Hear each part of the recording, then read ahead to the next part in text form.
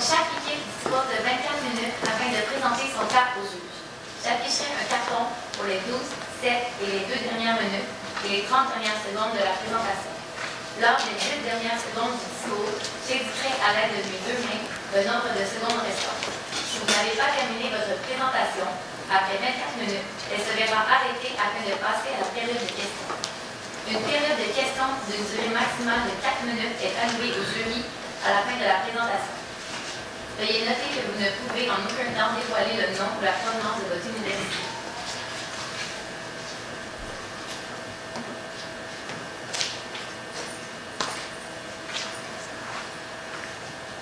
What is a success story?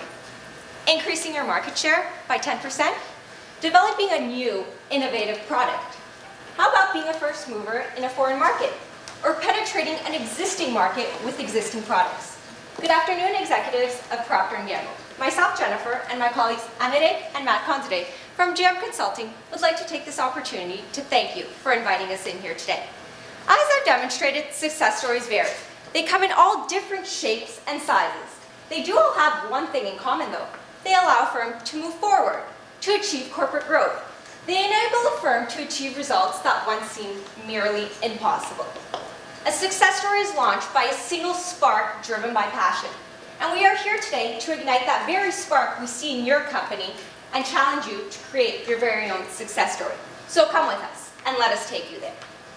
Today, our presentation is divided in 2 parts. During the first part, we will go over our mandate, our recommendation, our analysis. We'll tell you what your success story is, and finally, we will tell you about risks and mitigation. During the second part of the presentation, at which time feel free to ask us any questions, and we will be more than happy to provide you with clarifications. We will go over what your recipe for success is, the budget, key performance indicators, why this is a true success story, and finally, Procter & Gamble's success story. So to begin, what is our mandate? Our mandate today is to meet the growing consumer needs in the skincare category for the Asian market in Canada. Our recommendation to you, executives of Procter & Gamble, is really to introduce that top-selling skincare brand in Asia, the SK-II, into the Canadian market. My colleague Amirek will further discuss exactly what markets in Canada we are targeting. This recommendation will enable you to appeal to the Asian Canadian consumer, to serve the growing market, and finally, to tailor your advertising messages to your consumers. So I'm now going to pass it off to Matt Considate, who will go into our analysis. Donc la première analyse ici pertinente à effectuer est une analyse de l'environnement, afin de savoir pour vous vos menaces, mais le plus important, vos opportunités dans votre environnement. Donc premièrement, qu'est-ce que vous faites de bien dans votre entreprise est bien entendu votre portfolio équilibré de produits. Donc ici, Procter & Gamble offre une gamme élargie de différents produits qui vous permet de vous positionner parmi les meilleurs de vos entreprises au niveau du marché international. De plus, vous avez une saine gestion, ce qui vous permet encore une fois de vous distinguer de la plupart de vos concurrents et d'avoir des revenus supérieurs à la moyenne des marchés. Par contre, au niveau de ce qui pourrait être amélioré est une adaptation des différents produits. Donc par exemple, en Chine, vous avez certains produits qui fonctionnent très bien et qui pourraient fonctionner, bien entendu, sur le marché canadien, mais que, par exemple, en raison de votre gamme élargie de produits, vous n'avez pas eu le temps ou vous n'avez pas été nécessairement eu la chance de développer pour le présent. Au niveau des opportunités qui se présentent pour vous, est bien entendu, les opportunités, est bien entendu les Asiatiques au niveau du Canada, du marché du Canada, qui représentent une croissance énorme d'année en année et qui vous permettraient d'atteindre un chiffre d'affaires beaucoup plus grand. Et puis finalement, à faire attention, bien entendu, votre principal concurrent, qui est L'Oréal, qui détient la majorité des parts de marché, mais qui vous distance d'un peu. Et aussi l'économie canadienne présentement, qui est en tourmente en raison des nombreuses incertitudes, non seulement au Canada, mais aussi dans le monde. Donc, ici, l'opportunité à retenir la plus importante pour vous est la population asiatique canadienne. Donc, s'intéresser au marché au niveau des produits de la peau pour la population asiatique canadienne qui ne cesse de croître d'année en année vous aiderait énormément à, justement, aller chercher L'Oréal au niveau des parts de marché et d'autant plus vous distinguer. Donc maintenant, après avoir fait l'analyse de l'opportunité, donc se concentrer bien entendu sur la population asiatique présente au Canada, analysons le ciblage de cette population. Donc, principalement, où les trouver, comment les rejoindre, donc par quels médias les rejoindre, mais aussi, bien entendu, bien entendu, les 4 principales caractéristiques que la population asiatique du Canada recherche quand ils achètent un produit pour la peau. Donc, premièrement, commençons par où les trouver. Donc, la population asiatique au Canada se concentre en 3 différents pôles, soit au niveau de la ville de Vancouver avec 260 000 personnes environ, au niveau de Toronto avec une population qu'on est donc autour de 2 millions d'habitants. Donc, ceci est la principale ville au niveau du Canada à concentrer au niveau des efforts. Et puis, finalement, Montréal avec une population d'environ 260 000 Asiatiques canadiens. Donc, en tout, grosso modo, au Canada, on dénombre environ 2 500 000 Asiatiques canadiens présents sur votre marché qui pourraient potentiellement vous intéresser. Maintenant, comment les rejoindre? Bien entendu, le premier média par excellence pour les Asiatiques est l'Internet. Ils utilisent à plus de 80% ce média, et non seulement Internet par ordinateur, mais aussi sur les téléphones intelligents. Donc, peut-être penser à développer des applications spéciales, particulières, afin d'essayer de tenter de les rejoindre au maximum. De plus, les revues spécialisées de haute gamme sont aussi à considérer, ainsi que la télévision. Donc maintenant, après avoir été au niveau de comment les rejoindre, ainsi qu'au niveau de leur situation, où les situer géographiquement, analysons principalement les caractéristiques qu'ils recherchent en achetant le produit pour la peau. Donc premièrement, ce qu'ils recherchent, c'est un produit qui éliminerait leur peau sèche. Donc présentement, vous avez une marque qui est SK2, qui est présente sur les marchés asiatiques, qui pourrait répondre à ce besoin avec un produit qui est un peu, si vous voulez, un atténuant pour la peau sèche. De plus, pour la peau sensible. Donc, ceci est la deuxième caractéristique principale que les Asiatiques sont préoccupés par. Donc, si vous voulez, ici aussi, nous avons un produit SK2 qui est adapté à cette préoccupation au niveau des marchés asiatiques, mais qui n'est pas présent au niveau du marché canadien. De plus, les pores visibles constituent une autre préoccupation majeure pour les Asiatiques. Et encore une fois, vous avez SK2, le produit de la gamme SK2, qui est adapté pour cette préoccupation et présent finalement au niveau des marchés asiatiques seulement. Et puis encore une fois, beaucoup d'Asiatiques recherchent à avoir une peau plus claire, donc une apparence plus blanchâtre.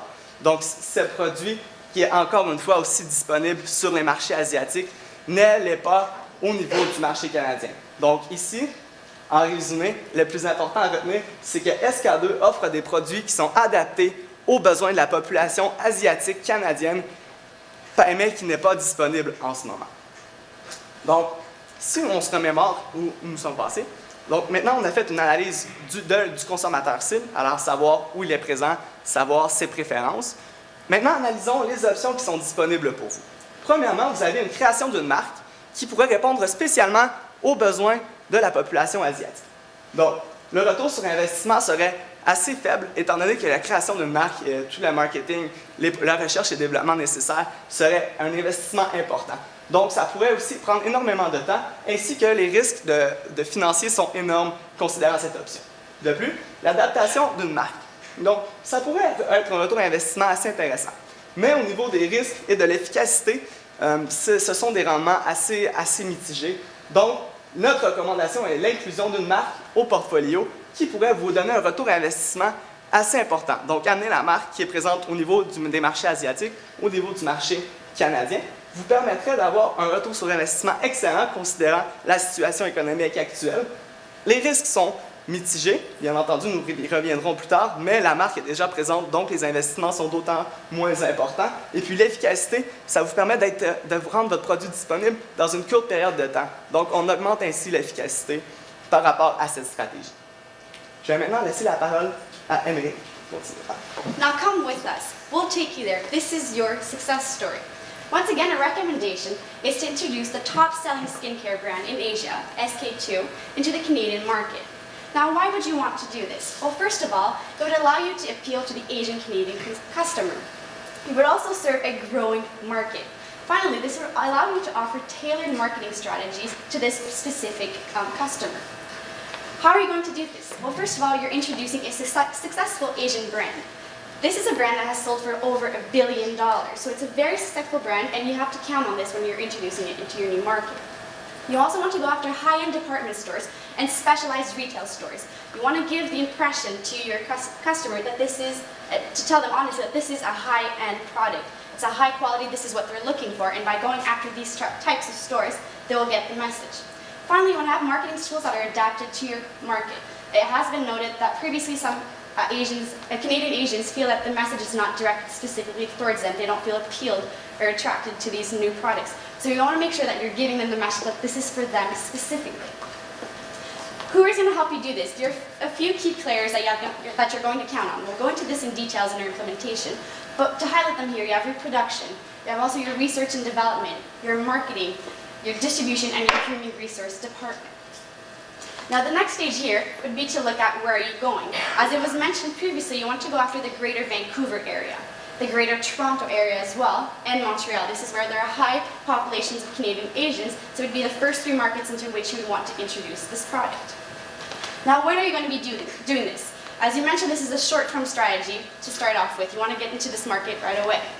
So in terms of developing the product, choosing which products specifically that are going to be entering this new market, it's going to start off right away. Into the fewer months, of the 6 to 9 to 12 months, you're going to be looking into more of the research and development and introducing new products. For the distribution, as soon as you've decided which products you'll be using, this is when you can start looking at creating these new partnerships, going after these high-end retail stores as well. You also want to start looking at your marketing strategy, developing the tools that I'll talk about a little bit later, such as the application, to make sure that they're ready to go once the product is introduced. Now to go over the risk and how we're going to mitigate them, Marc-André will talk about that. Alors bien entendu, avant toute chose, il est important de rappeler que chaque stratégie comporte son lot de risques. Mais le plus important ici à retenir, c'est que nous vous donnons les solutions ou les outils pour les atténuer au maximum. Donc le premier risque à considérer ici est la faiblesse des ventes. Donc comment nous allons mitiger à ce risque? Par exemple, au niveau marketing, c'est faire une étude de marché très claire. Donc pour vous, Procter & Gamble, vous avez une force incroyable au niveau marketing. Donc ce risque pourrait être atténué de façon incroyable. Et un suivi des ventes. Donc, voir qu'est-ce qui se vend le plus, qu'est-ce qui est plus populaire au niveau des Asiatiques canadiens, pour ainsi adapter votre offre de produits à leur demande. Ainsi, s'ils ont des suggestions, par exemple, peut-être entrer les produits qui sont encore en Asie, mais qui ne sont pas présents au Canada, pour ainsi s'adapter de cette façon et diminuer au maximum le risque ici. De plus, nous avons une distribution non cohérente. Donc ici, encore une fois, nous ferons appel aux différents outils que Procter & Gamble utilise déjà. Donc, principalement, il y a différentes agences marketing qui se spécialisent au pays avec le consommateur asiatique. Donc, ils sont des experts dans ce domaine que vous pourriez faire appel pour ainsi atténuer ce risque au maximum. Et puis, le marketing non adapté, les firmes de marketing et les porte-paroles vous aideront, par exemple, à atténuer au maximum ce risque, comme vous le faites déjà dans les autres pays. Je vais maintenant passer la parole à Jennifer. Donc, nous allons maintenant passer à la deuxième partie de notre stratégie. Tel que mentionné au début de la présentation, si vous avez des questions, vous voulez des clarifications, n'hésitez pas à nous les poser, ça nous fera plaisir. Donc, juste pour faire un récapitulatif, on va vous donner la recette succès, voir votre budget, les indicateurs de performance clés, pourquoi cette histoire c'est un vrai succès, puis finalement l'histoire de succès de Procter & Gamble. Donc, pour commencer, la recette succès. Le premier élément, c'est vraiment le produit. Donc, comment est-ce qu'il va être adapté? Comment est-ce que vous allez l'introduire au marché canadien? Évidemment, la première étape, c'est vraiment de faire une étude du marché. Vous pouvez vous baser sur les données du marché asiatique. Toutefois, les tendances seront peut-être différentes pour les Asiatiques dans le marché canadien. Donc, encore une fois, utilisez les ressources à votre disposition, puis vraiment aller chercher qu'est-ce que les consommateurs asiatiques sont en train de faire au Canada. La deuxième étape, c'est l'adaptation de l'emballage. Donc, vraiment aller adapter au goût et aux préférences des consommateurs asiatiques, le mettre dans leur langue, donc avoir un emballage bilingue, peut-être même trilingue à Montréal. La prochaine étape, c'est le lancement de vos produits. Nous vous suggérons de lancer un maximum de 10 produits.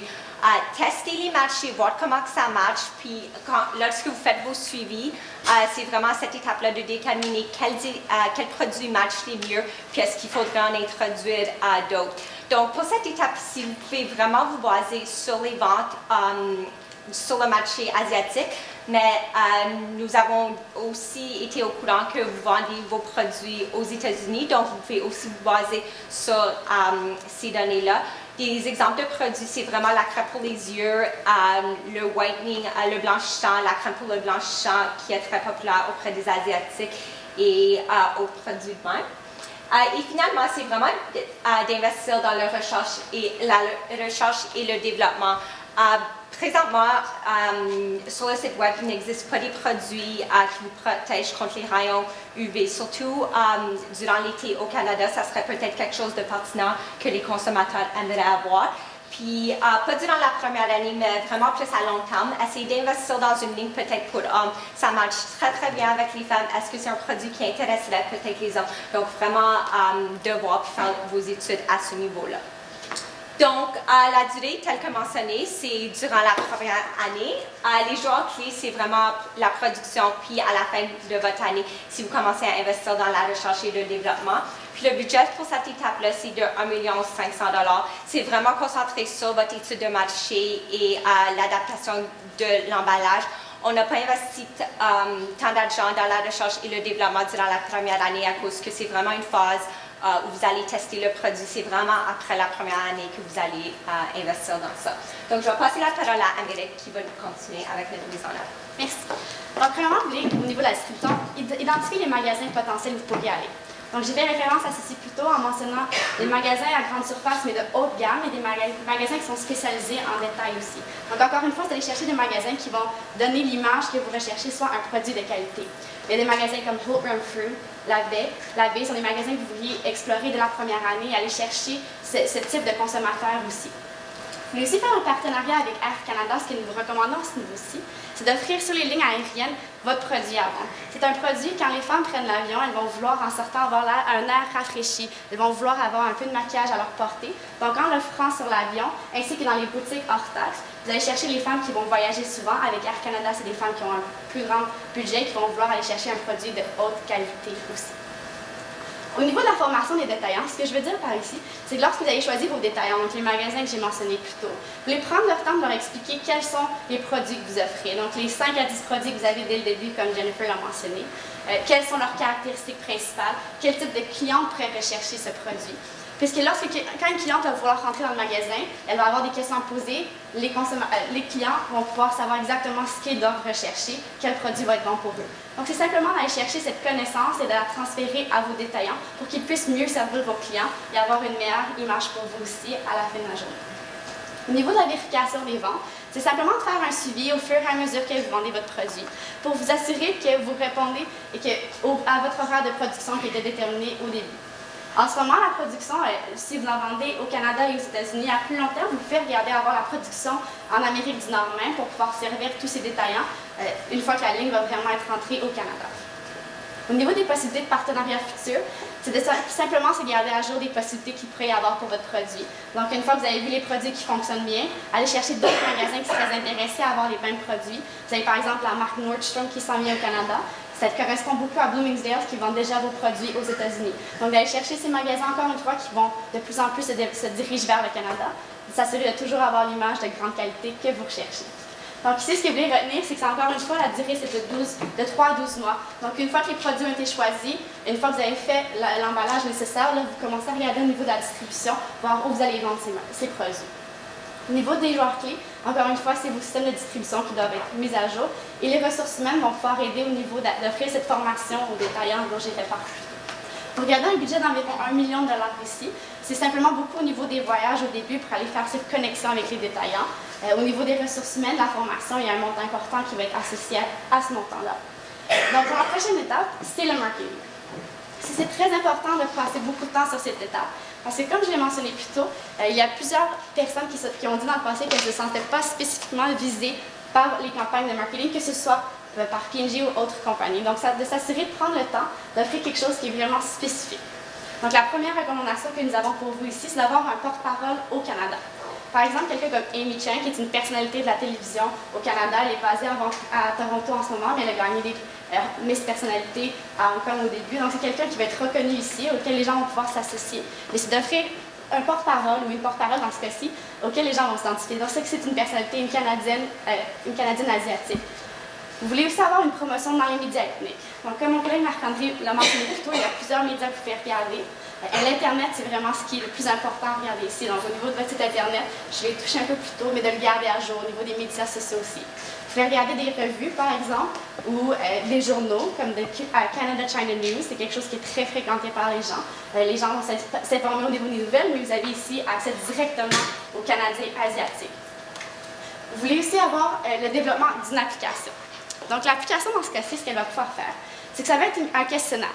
Les gens vont pouvoir répondre à des questions sur leur type de peau, quelles sont leurs habitudes de consommation, s'ils se recherchent quelque chose qui est un peu plus facile d'accès, quelque chose qu'ils vont mettre à tous les jours. Donc, il va y avoir plusieurs questions et à la fin, ça va leur permettre d'identifier quel produit correspond le mieux à elles. Donc, au niveau de la peau, mais aussi des habitudes de consommation. La dernière chose qui va se passer ici, c'est que l'application va pouvoir dire dans quel magasin la personne peut se procurer le produit. Donc, il y a un montant important qui va être investi au début, vraiment développer l'application. Mais au fur et à mesure que l'application est développée et que les nouveaux produits vont rentrer aussi, c'est peut-être très important de le tenir à jour. Mais finalement, avoir un message publicitaire ciblé. Donc, encore une fois, c'est d'aller chercher les gens qui se sentent interpellés par votre message. Donc, des points importants à mettre ici, c'est la modernité, la tradition et la science sont les points très importants au niveau des cosmétiques. Donc, s'assurer que dans tous les messages publicitaires, que ce soit une revue, sur Internet, dans un journal, que le message se touche vraiment ces trois points-là. Finalement, vous allez avoir une communication constante avec Procter & Gamble en Chine. L'avantage que vous avez ici, c'est qu'il y a déjà de la publicité qui se fait en Chine avec ces produits de SK2. Donc, utilisez cette promotion, voir ce qui a déjà été fait, mais aussi voir s'il y a des nouvelles tendances qui se développent en Chine, qui pourraient aussi aller rechercher les Canadiens asiatiques aussi. Donc, simplement d'avoir une communication fréquente avec eux, échanger autant d'un côté ou de l'autre, que ce soit les tendances et promotions qui sont utilisées, de pouvoir aller chercher ce qui est meilleur pour vous. Donc, à retenir ici, c'est que la durée, encore une fois, de 3 à 12 mois. C'est vraiment votre département de marketing qui va faire le travail ici. Donc, vous regardez un budget d'environ 5 600 000 $. C'est vraiment pour développer l'application et beaucoup pour investir dans le nouveau marketing de cette nouvelle marque.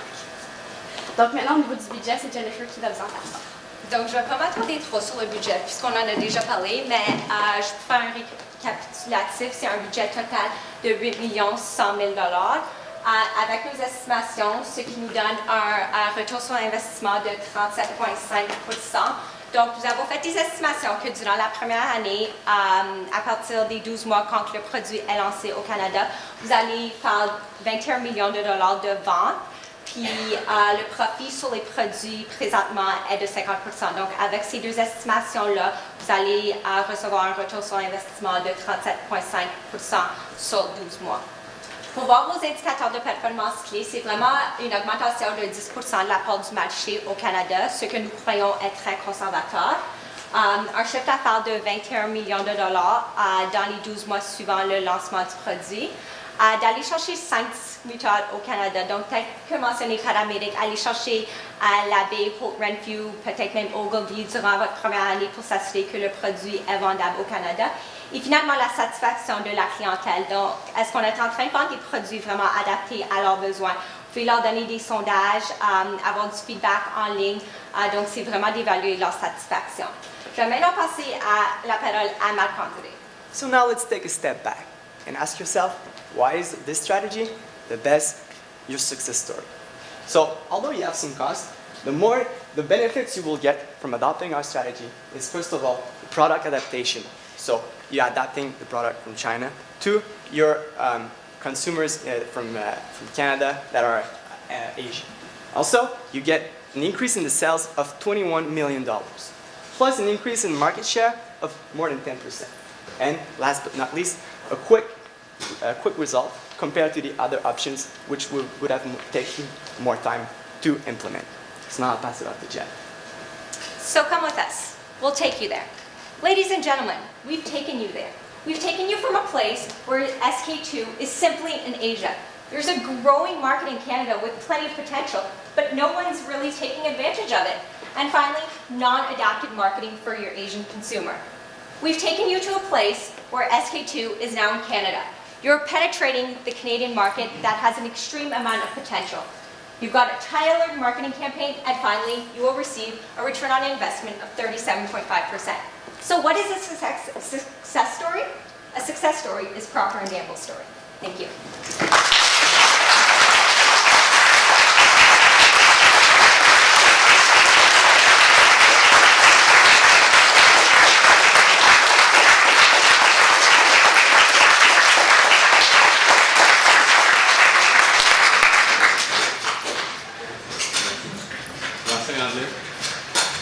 leader. Je me demandais quelle est vraiment la clientèle cible. Est-ce que vous offrez une gamme de produits? Est-ce que vous visez tous les Asiatiques, toutes les Asiatiques? Ou plus les jeunes, les moins jeunes? Donc, les caractéristiques principales du produit qu'on recherche en ce moment, il y a beaucoup qui sont rajeunissants aussi. C'est une marque, c'est une tendance qui évolue beaucoup et c'est des produits qui sont plus chers. Donc, c'est sûr que vous visez un peu plus la population un peu plus âgée avec ces produits. Donc, des gens qui ont un revenu disposable, qui peuvent se permettre d'aller procurer ce type de produits. Des gens qui vont pouvoir être fidélisés facilement aussi. Donc, ils vont rechercher à avoir des produits dans leur routine à tous les jours d'utiliser ces mêmes produits. Donc, vous recherchez la population asiatique canadienne, mais qui est un peu plus âgée avec le revenu qui est disponible.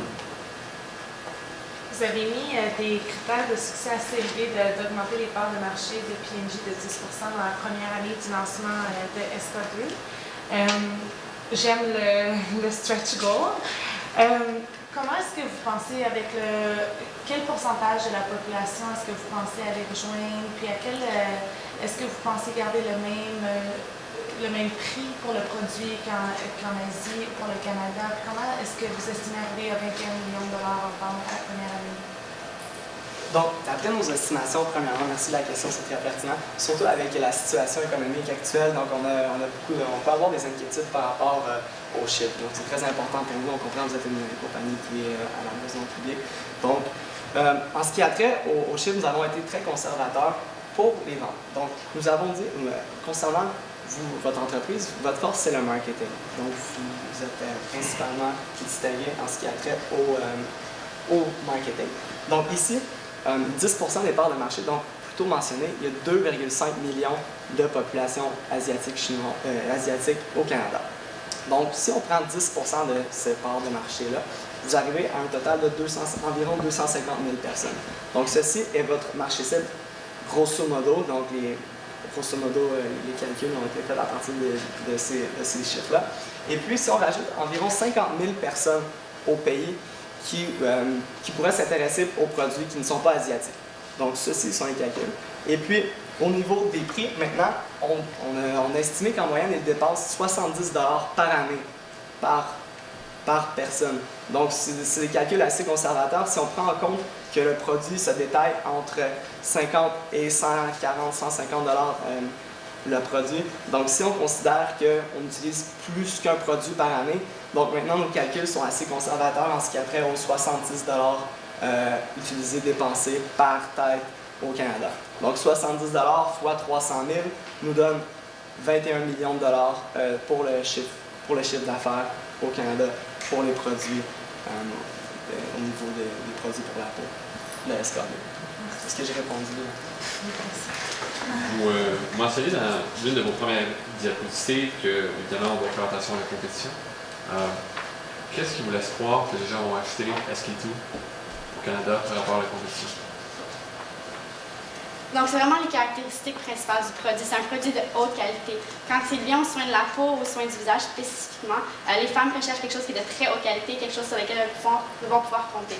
Donc, vous avez la qualité supérieure. C'est reconnu comme étant une des meilleures marques qui satisfait beaucoup de femmes au niveau mondial. Donc, on pense que c'est la marque qui va le mieux facilement s'adapter au Canada en ce qui a trait à la haute qualité.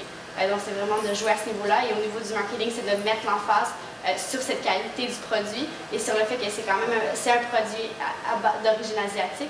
Donc, on va chercher les traits dont j'ai mentionné plus tôt, la modernité, la tradition et la science, en mettant du côté marketing cela en valeur et avec la haute qualité, c'est ce qui va vous permettre de vous différencier de vos compétiteurs. La période de questions est terminée.